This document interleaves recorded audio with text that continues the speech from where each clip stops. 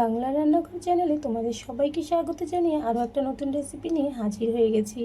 আজকে আমি তোমাদের সঙ্গে পটল চিংড়ি রেসিপি শেয়ার করব, সেটাও আবার সম্পূর্ণ বিয়েবাড়ি স্টাইলে। ভীষণ মজার একটা রেসিপি, পুরোটা দেখো। আশা করছি রেসিপিটা তোমাদের কাছেও ভালো লাগবে। পটল চিংড়ি বানানোর জন্য সবার প্রথমে আমি চিংড়ি মাছগুলোকে ভেজে নেব। ছোট চিংড়ি নিয়েছি আর চিংড়ি মাছগুলোকে ভালো করে ধুয়ে পরিষ্কার করে নিয়েছি। এদিকে কড়াইতে বেশ খানিকটা সর্ষের তেল গরম করে নিয়েছি। এর মধ্যে চিংড়ি মাছগুলো দিয়েছি, তার সঙ্গে অল্প হলুদ গুঁড়ো, অল্প লবণ দিয়ে এবার চিংড়ি মাছগুলোকে ভেজে নিচ্ছি। এদিকে দেখো চিংড়ি মাছগুলো কিন্তু ভাজা হয়ে গেছে। এইবার এই চিংড়ি মাছগুলোকে আমি এই তেল থেকে উঠিয়ে নিচ্ছি।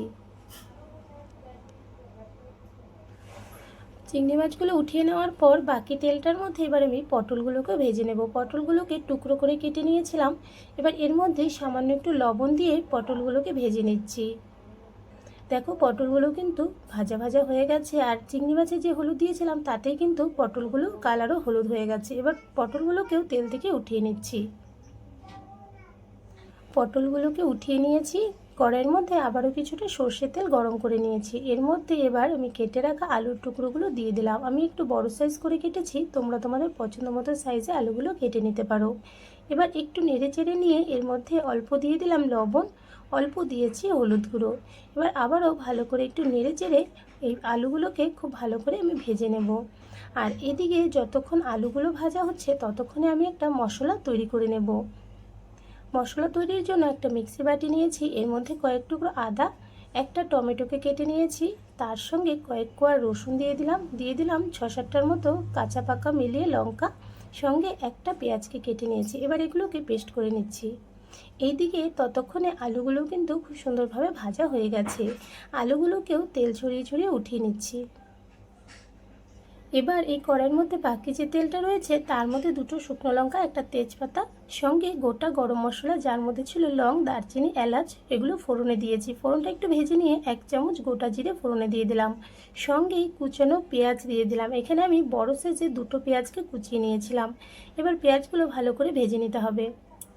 দেখো অল্প কিছুক্ষণের মধ্যেই পেঁয়াজগুলো কিন্তু খুব সুন্দরভাবে ভাজা হয়ে গেছে। দেখো এর থেকে বেশি আর ভাজার দরকার নেই। এবার এই পেঁয়াজের মধ্যে অ্যাড করে দিচ্ছি সেই মশলাটা যেটা আমি পেস্ট করে নিয়েছিলাম। পুরো মশলাটা একসঙ্গে এর মধ্যে দিয়ে দিতে হবে, আর তারপর 2 মিনিটের মতন মিডিয়াম আঁচে এই মশলাটা একটু ভেজে নেব। এতে করে আদা, রসুন, কাঁচা লঙ্কার কাঁচা গন্ধটা বের হয়ে যাবে। দেখো মশলাটা কিন্তু সুন্দরভাবে ভাজা প্রায় হয়ে গেছে, তেল ছাড়তে শুরু হয়েছে। এই সময় দিয়ে দিলাম 1 চামচ হলুদ গুঁড়ো, 1 চামচ জিরের গুঁড়ো, 1 চামচ দিয়ে দিলাম ধনে গুঁড়ো, পরিমাণ মতো দিয়েছি লবণ, তার সঙ্গে অল্প একটু চিনি দিয়েছি। তবে যারা চিনি পছন্দ করো না তারা স্কিপ করতে পারো, কিন্তু আমি যে কোনো সবজিতে অল্প চিনি দিতে পছন্দ করি, তাই সামান্য একটু অ্যাড করেছি। এবার ভালো করে সব কিছুকে মিশিয়ে নিলাম। এবার মশলাটা আরও ভালো করে কষানোর জন্য এর মধ্যে আরও একটু জল অ্যাড করে দিলাম, আর মিক্সির বাটিটা ধুয়ে আমি জলটা অ্যাড করেছি। এবার এই জলটা দেওয়ার পর ভালো করে নেড়েচেড়ে এই মশলাটাকে আরও 3-4 মিনিটের মতো কিন্তু কষিয়ে নিতে হবে খুব ভালো করে। আর এর মাঝেই দিয়ে দিলাম 1 চামচ লাল লঙ্কার গুঁড়ো। এই লঙ্কার গুঁড়োটা গুঁড়ো মশলা দেওয়ার সময় দিতে হবে, আমি সেই সময় ভুলে গেছিলাম, তাই এখন অ্যাড করে দিয়েছি। এবার ভালো করে নেড়েচেড়ে এই মশলাটাকে কষিয়ে নিচ্ছি। মশলা দেখো এদিকে প্রায় কষানো হয়ে এসেছে, বেশ সুন্দর কিন্তু জল শুকিয়ে গেছে, তেল ছাড়তেও শুরু হয়ে গেছে। এই সময় এর মধ্যে অ্যাড করে দিতে হবে ভেজে রাখা পটল এবং আলু, তার সঙ্গে ভেজে রাখা চিংড়ি মাছগুলোকেও। সব কিছুকে এখানে আমি একসঙ্গে অ্যাড করে দিয়েছি। তোমরা চাইলে চিংড়ি মাছগুলো কিন্তু ঝোলেও অ্যাড করতে পারো, তবে এই সময় দিলে চিংড়ি মাছগুলো কিন্তু মশলার সঙ্গে আরও একটু ভাজা হবে, খেতেও সবজিটা বেশি টেস্টি হবে। এবার সব কিছুকে ভালো করে 1 থেকে 1.5 মিনিটের মতো নেড়ে চেড়ে একটু ভেজে নিচ্ছি। এতে করে সবজির ভেতরেও কিন্তু মশলার ফ্লেভারটা খুব সুন্দরভাবে যাবে। দেখো মশলার সঙ্গে সবজিগুলো ভেজে নেওয়া হয়ে গেছে। এর মধ্যে দিয়ে দিচ্ছি পরিমাণ মতন জল, আর এখানে আমি গরম জল ইউজ করেছি, তোমরা নর্মাল জলও ইউজ করতে পারবে। ভালো করে নেড়ে চেড়ে নিয়ে এই ঝোলটাকে এবার আমি কিছুক্ষণ ফুটিয়ে নেব। আর তার আগে এর মধ্যে আমি দিয়ে দিচ্ছি ঢাকা, এতে করে আলু পটল খুব সুন্দরভাবে সেদ্ধ হয়ে যাবে। এখানে প্রায় 5 মিনিটের মতন হয়েছে, ঢাকনাটা আমি খুলে নিলাম। সবজিটা কিন্তু আমার রেডি হয়ে গেছে প্রায়। উপর থেকে অল্প গরম মশলার গুঁড়ো ছড়িয়ে দিয়েছি, তার সঙ্গে দিয়ে দিলাম অল্প ঘি। এবার ভালো করে নেড়েচেড়ে নামিয়ে পরিবেশন করতে হবে। আর আমার এই পটল চিংড়ি রেসিপিটা তোমাদের কাছে কেমন লেগেছে অবশ্যই কিন্তু কমেন্টসে জানিও। ভালো লাগলে লাইক করো, শেয়ার করো।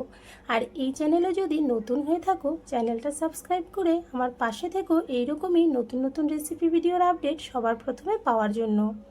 এদিকে দেখো পটল চিংড়িটা একদম রেডি, আমি কিন্তু নামিয়ে একটা বাটিতে উঠিয়েও নিয়েছি। এটা দেখতে যতটা মজার, খেতে কিন্তু ভীষণ ভালো হয়। অবশ্যই বানিয়ে দেখো, আশা করছি রেসিপিটা তোমাদের কাছে ভালো লাগবে।